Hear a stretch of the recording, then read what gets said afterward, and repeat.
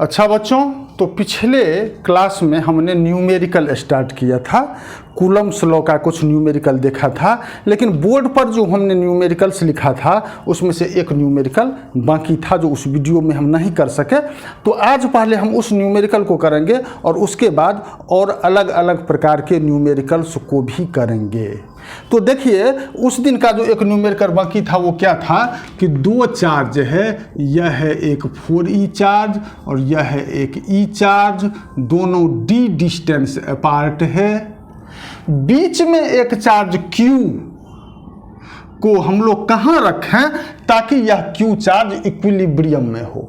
और इक्विलिब्रियम किस तरह का इक्विलिब्रियम होगा? अब देखिए, यहाँ पर अगर प्लस q चार्ज को हम रखते हैं, प्लस q चार्ज को रखते हैं तो यह प्लस 4e चार्ज इधर रिपेल करेगा और e चार्ज इधर रिपेल करेगा। दोनों फोर्स अगर इक्वल हो जाए तो इस पर में net force 0, that is charge q is in equilibrium. अगर मान लीजिए यह नेगेटिव चार्ज है तो E इसको इधर अट्रैक्ट करेगा, 4e इसको इधर अट्रैक्ट करेगा।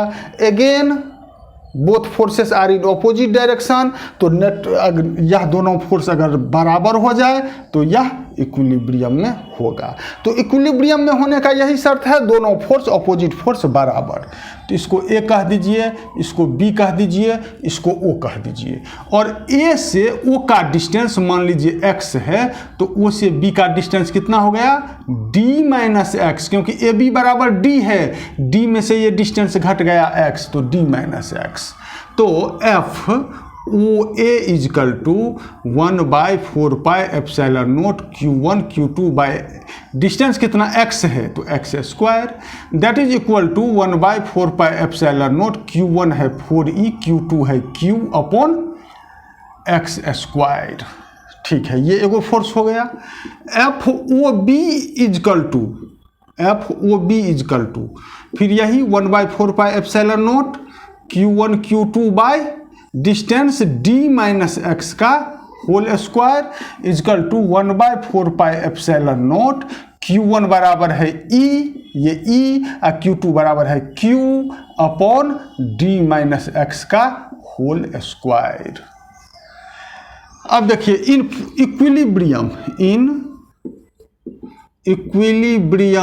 इक्विलिब्रियम कंडीशन में क्या होगा? Both forces will be equal. FOA is equal to FOB, दोनों बराबर होगा। तो दोनों जब बराबर होगा तो कर दीजिए बराबर pi epsilon naught 4EQ by x square is equal to 1/4 pi epsilon naught EQ upon d minus x का होल स्क्वायर। ये कैंसिल, EQ कैंसिल, तो आपके पास क्या बचा? 4 upon x square is equal to 1 upon d minus x का whole square. अब cross multiplication कर दीजिए तो 4d माइनस एक्स का whole square is equal to x square, और दोनों ओर स्क्वायर रूट दे दीजिए। अब स्क्वायर हटाने के लिए तो स्क्वायर रूट आप दे दिए, तो 4 का square root 2d minus x is equal to x. अब इसको 2 से मल्टीप्लाई कर दीजिए तो यह क्या हो जाएगा? 2 से d को मल्टीप्लाई कीजिएगा तो 2d minus 2x is equal to x, तो 2d इजकल टू 2x इधर चला गया तो x plus 2x that is 3x, तो x is equal to 2d upon 3, x is equal to 2d upon 3। तो इक्विलिब्रियम पोजीशन कहाँ होगा? 4e चार्ज से 2d/3 डिस्टेंस पर। और जरूरी नहीं है इसमें कि आंसर सबका किताब में अगर यह प्रॉब्लम है तो उससे मिले। अगर किसी ने E से ले लिया x डिस्टेंस तो E से इसकी डिस्टेंस क्या हो जाएगी? मतलब x 2d/3 equilibrium will be at a distance 2d/3 from 4e, या यह भी हो सकता है कि equilibrium will be at a distance, अब ई से कितना, तो d माइनस एक्स, तो d minus 2d/3, that is d/3, distance d/3 from charge E। तो अगर सीधे 2d/3 डिस्टेंस या d/3 डिस्टेंस आप निकाल देते हैं तो हो सकता है कि थोड़ी सी प्रॉब्लम सामने जो देख रहा हो उसको नज़र में आए। तो कहाँ से डिस्टेंस यह देना इसमें अनिवार्य है, 4e से 2d/3 और e से d/3। अब इक्विलिब्रियम का केस देखिए, आपने यहाँ पर में प्लस q चार्ज लिया, कल्पना कीजिए आप, यहाँ पर में एक चार्ज है पॉजिटिव, यहाँ पर में एक चार्ज है पॉजिटिव, इसके बीच में यहाँ पर में आप पॉजिटिव चार्ज को रखे हैं। तो क्या होगा, पॉजिटिव चार्ज रखें, यहाँ पर में यह इक्विलिब्रियम में है, मतलब नेट फोर्स 0 है। तो अगर इसको अगर थोड़ा सा आप डिस्प्लेस कर देते हैं, मान लीजिए आप इधरे इसको डिस्प्लेस कर दिए, तो अब इसका इफेक्ट ज़्यादा होगा, यह इसको रिपेल करेगा, इधर अधिक फोर्स से रिपेल करेगा, तो फिर यह इस पॉइंट पे आएगा और यह रुक जाएगा क्योंकि नेट फोर्स 0। तो यह जो हो गया, यह हो गया स्टेबल इक्विलिब्रियम, मतलब थोड़ा सा भी आप डिस्प्लेस किए और फिर डिस्प्लेस करके अगर छोड़ दिए तो फिर वह अपने ओरिजिनल पोजीशन में चला गया, तो that is the condition of stable equilibrium. अगर आपने मान लीजिए यहाँ पर मैं -q चार्ज लिया, -q चार्ज लिया, तो क्या होगा, अगर इसको थोड़ा सा आप डिस्प्लेस करेंगे, थोड़ा सा आप इधर डिस्प्लेस कर दिए, तो इसको तो ये अट्रैक्ट करेगा, तो इधर फोर्स ज़्यादा होगा। अब यह इस पोजीशन पे नहीं आएगा, यह इधर आ जाएगा, तो यह हो गया अनस्टेबल इक्विलिब्रियम। मतलब -q चार्ज के कारण जो होगा वह अनस्टेबल इक्विलिब्रियम होगा और +q चार्ज के कारण जो होगा वह स्टेबल इक्विलिब्रियम होगा। तो यही था कल वाला वो क्वेश्चन। चलिए अब आगे कुछ क्वेश्चन हम लोग करते हैं।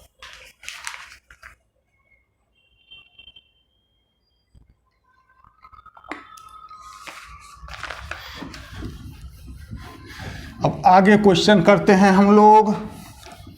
तो अगला क्वेश्चन जो हमारा है वो है थ्रेड से रिलेटेड क्वेश्चन, बहुत ही इम्पोर्टेंट क्वेश्चन, और इस प्रकार के क्वेश्चन में बहुत स्टूडेंट्स को प्रॉब्लम होती है। अब देखिए, कहता है जो 2 स्मॉल स्फेयर्स, 2 स्मॉल स्फेयर है, प्रत्येक का मास m है, ठीक है, प्रत्येक का मास m है, दोनों पर में चार्ज q है, यह एक ही पॉइंट से 2 इक्वल लेंथ के धागे से लटका हुआ है, ठीक है, और यह वर्टिकल के साथ यह थीटा एंगल और यह भी थीटा एंगल बना रहा है। तो प्रूफ कीजिए, यहाँ पर में ये प्रूफ कीजिए कि q² is equal to 4mg L² sin square theta tan theta 4πε0 होता है। प्रूफ कीजिए, ये प्रूफ करने के लिए है। अब ये देखिए, दोनों पे चार्ज है, इसीलिए दोनों एक दूसरे को रिपेल कर रहा है, और रिपल्सन के बाद यहाँ पर में यह दोनों अब इक्विलिब्रियम में है। इस पॉइंट को O कहिए, इस पॉइंट को A कहिए, इस पॉइंट को B कह दीजिए, इस पॉइंट को C कह दीजिए। तो इस प्रकार का जब कभी भी कोई भी प्रॉब्लम आपके सामने में आए तो आपको करना क्या है, इस पर में डिफरेंट फोर्सेस कौन कौन से लग रहे हैं वह आपको दिखलाना है। जैसे इस पर में देखिए फोर्स कौन कौन सा लगेगा, तो इसके कारण तो कूलम्बियन फोर्स लगेगा, इधर कितना फोर्स लगेगा, तो 1/4πε0 q into Q, that is q² upon distance AB का स्क्वायर, यह फोर्स इधर लगेगा।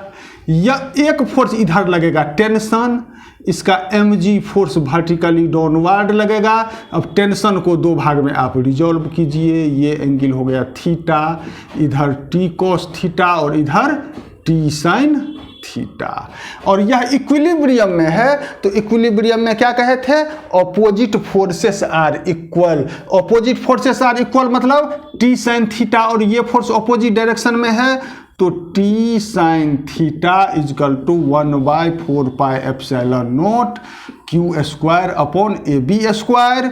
ये हो गया t sin theta is equal to, और t cos theta T cos theta is equal to हो गया mg। अब हमको जो प्रूफ करना है इसमें तो टी सब कहीं आ नहीं रहा है, टी लेटर, तो टी को हम लोग हटाएंगे। तो कैसे हटेगा टी? तो अगर इससे इसको डिवाइड कर देते हैं तो टी तो समाप्त। तो देखिए डिवाइड कीजिए इसको, टी से यही डिवाइड कर दीजिए ना, इसको ऐसे ऐसे कर दिए। और ध्यान रखिएगा केवल किसी भी प्रकार का ये थ्रेड वाला प्रॉब्लम आए, हमको यही दो इक्वेशन मिलेगा और इसी दोनों इक्वेशन से आपको जो निकालना रहे वो निकालेंगे हम लोग। यहाँ पे डिवाइड किए, ये टी टी कैंसिल हो गया, ये tan theta is equal to 1/4 pi epsilon naught Q square by mg into ab square. अब क्यू स्क्वायर इजकल टू तब क्या हो जाएगा, ये सब इधर आ जाएगा, tan theta into 4 pi epsilon naught mg ab square. अब आपका टारगेट रहा ए बी स्क्वायर फाइंड करने का। ये देखिए ये है ए बी इसका स्क्वायर। तो ए बी क्या है? तो A B is equal to 2ac, A B is equal to 2ac। क्यों? क्योंकि ये जो है ये हो गया आइसोसेल्स ट्रायंगल, और आइसोसेल्स ट्रायंगल का जो एंगल बाइसेक्टर होता है वह थर्ड साइड को भी बाइसेक्ट करता है। मतलब ए C is equal to C B, तो A B is equal to 2ac। तो ए सी, अब हमारा काम है ए सी निकालना। तो from triangle O A C sine theta is equal to perpendicular by hypotenuse. तो sine theta is equal to perpendicular, ये हो गया ए सी अपॉन हाइपोटेनस, ये एल लेंथ लिए हैं थ्रेड का, तो A C is equal to L sine theta. तो ए बी इजकल टू 2 ये दे दिए, ए सी के बदले में एल साइन थीटा। तो A B square is equal to क्या हो जाएगा, 4l square sine square theta. अब रख दीजिए यहाँ पर में, तो Q square is equal to tan theta into 4 pi epsilon naught mg, और A B square is equal to 4l square sine square theta. अब इसी को सजा करके लिख दीजिए यहाँ पर। तो क्यू स्क्वायर इजकल टू, ये देखिए 4 mg l स्क्वायर, ये हो गया। अब एल स्क्वायर के बाद साइन स्क्वायर थीटा, ये टेन थीटा, और ये 4 पाई एप्सिलॉन नोट। यही हमको प्रूफ करना था। ठीक है, तो हम लोगों ने इसको प्रूफ कर लिया। अब अगला न्यूमेरिकल देखेंगे। चलिए अगले न्यूमेरिकल की तरह। इसी प्रकार का है अगला न्यूमेरिकल। आपको जो कहे T sine theta is equal to F E और T cos theta is equal to M G, बस वही फॉर्मूला हर एक जगह काम करता है। अगला है 2 pith balls each weighing 10⁻³ kg, m is equal to 10⁻³ kg are suspended from the same point by means of silk thread of length 0.5 meter. On charging the balls equally, they are found to repel each other to a distance of 0.2 meter. तो distance d is equal to 0.2 metre. Calculate the charge on each ball. अब देखिए ये एक ही point से लटका हुआ है दो बॉल, दोनों का मास 10⁻³ kg है। यह लेंथ जो है, यह लेंथ और यह लेंथ, ये 0.5 मीटर 0.5 मीटर है। दोनों का डिस्टेंस जो है वो 0.2 मीटर है। ठीक है, अब कहता है जो चार्ज, इस पर में Q, इस पर में Q चार्ज फाइंड कीजिए। कैसे फाइंड करेंगे? यहाँ से इसका एंगल बाइसेक्टर ये खींचिए, सॉरी ये बाइसेक्टर हमने खींचा, इस पॉइंट को A कहा, इस पॉइंट को O कहा, इस पॉइंट को B कहा, इस पॉइंट को C कहा। ये एंगल थीटा, तो ये एंगल भी थीटा। और ये पूरा पॉइंट 2 मीटर हुआ, तो यहाँ से यहाँ तक की दूरी 0.1 मीटर होगा। अब आइए क्या करेंगे, पहले रिजोल्यूशन ऑफ फोर्स। इधर लगा mg और इधर लगा इसका fe, इधर लगा टेंशन, इधर लगा टी कॉस थीटा, इधर लगा टी साइन थीटा। तो T sine theta is equal to F E, और एफ ई इजकल टू क्या, 1/4πε0 क्यू इंटू क्यू अपॉन दोनों के बीच का डिस्टेंस 0.2 मीटर का स्क्वायर, 0.2 स्क्वायर, ये हो गया। ठीक है, बराबर 1/4πε0 9 into 10⁹ into Q square upon 0.04। 0.04 है तो डेसिमल को हटाइए, ऊपर में 100, 4 से 25, 4 25 100, 25 में 225 इंटू 10⁹ क्यू स्क्वायर, इतना हुआ T sine theta is equal to. और T cos theta vertical force, opposite forces are equal, तो टी कॉस थीटा अब बराबर mg। अब m कितना है, 10⁻³ kg इंटू जी 9.8, ये ले लीजिए। अब हम लोग क्या करेंगे, t तो हमको न दिया हुआ है न फाइंड करना है, तो t को पहले कैंसिल कर दीजिए, हटा दीजिए। तो T sine theta upon T cos theta, जब कभी भी t को हटाना रहेगा तो हम लोग क्या करेंगे, डिवाइड कर देंगे इसको, is equal to T sine theta हो गया 225 इंटू 10⁹ क्यू स्क्वायर अपॉन ये हो गया 9.8 इंटू 10⁻³ टी कैंसिल, यह हो गया tan theta is equal to 225 into 10⁻9 upon 9.8 into 10⁻³ और ये क्यू स्क्वायर। तो अब देखिए क्यू स्क्वायर इजकल टू क्या हो जाएगा, Q square is equal to cross multiplication 9.8 into 10⁻³ into tan theta upon ये 225 इंटू 10⁻9, ये इतना आया हमको। अब tan थीटा का वैल्यू फाइंड करना है, तो ये देखिए ये है theta, tan theta is equal to ये हो गया परपेंडिकुलर, ये हो गया बेस, लेकिन ओ सी जो है इसका तो पता नहीं है हमको वैल्यू, तो ओ सी इजकल टू हो जाएगा root under hypotenuse square minus ये परपेंडिकुलर स्क्वायर, तो 0.5 का स्क्वायर माइनस 0.1 का square is equal to root under 0.25 minus 0.01 is equal to root under 0.24 is equal to ये अप्रॉक्स 4.9 होगा, 4.9 होगा। तो tan थीटा इजकल टू क्या हो जाएगा, तब यहाँ से tan theta is equal to perpendicular ये है 0.1 अपॉन 4.9, तो tan थीटा का मान रख लीजिए, Q square is equal to 9.8 into 10⁻³ into 0.1, tan theta का मान 0.1 अपॉन 4.9 और इंटू ये हुआ 225 इंटू 10⁻9। ठीक है, बहुत ही अच्छा। 4.9 को अब आप क्या कीजिए, तो ये कैंसिल हो गया। ठीक है, 4.9 सॉरी इसको तो कैंसिल कर दिए। अच्छा, तो 4.9 0.2 जा इतना हो गया, 4.9 से ये हुआ तो 0.2 जा इतना हो गया ये। अब क्या होगा, तो 0.1 और ये कैंसिल किए, तो Q square is equal to 0.2 into 10⁻³ upon 225 into 10⁻9, तो यह हो जाएगा इक्वल टू, अच्छा इसका ये 10⁻³ नीचे आया तो 0.2 इंटू 0.2 ऊपर में बचा अपॉन 225 इंटू 10⁻9 और 3 आया तो कितना हो गया 12।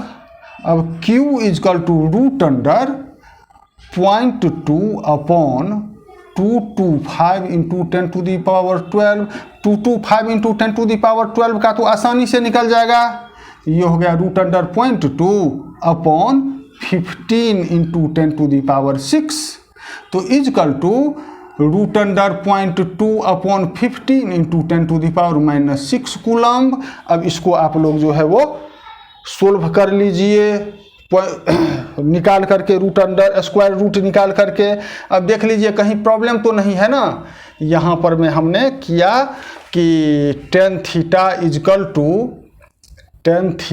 इजकल टू ये 225 into 10⁻⁹ Q square upon 9.8 into 10⁻⁻3 एकदम सही है। तो tan थीटा इजकल टू फिर वही लिखा हमने क्यू स्क्वायर इजकल इतना, तो Q square is equal to 9.8 10⁻⁻3 tan theta upon 225 into 10⁻⁹, तो Q square is equal to 9.8 into 10⁻⁻3 tan theta का मान 0.1 अपॉन 4.9 अपॉन 225 इंटू 10⁻⁹।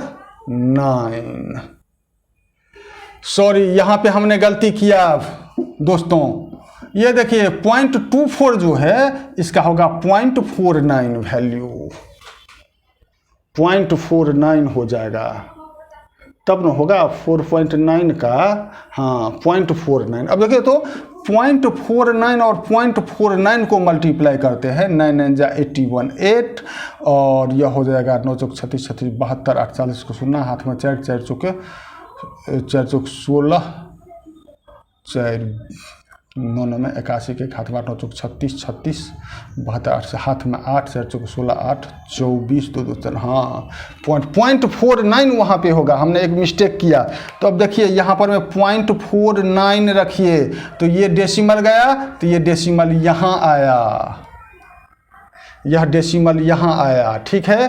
तब यह कटेगा तो 2 से कटेगा, 0.4 ये 4.9 2 जा, ये डेसिमल कैंसिल हो गया, तो ये बचा √2 बाय हाँ 10⁻⁻6 कूलम्ब, ये पॉइंट नहीं होगा ऊपर में, ठीक है। तो अब देखिए कहीं पे कैलकुलेशनल मिस्टेक हो सकता है, I am not assuring that calculational mistake will not be there, लेकिन प्रोसेस जो होगा वो यही होगा। आप प्रोसेस समझने की कोशिश कीजिए और प्रोसेस को समझिए।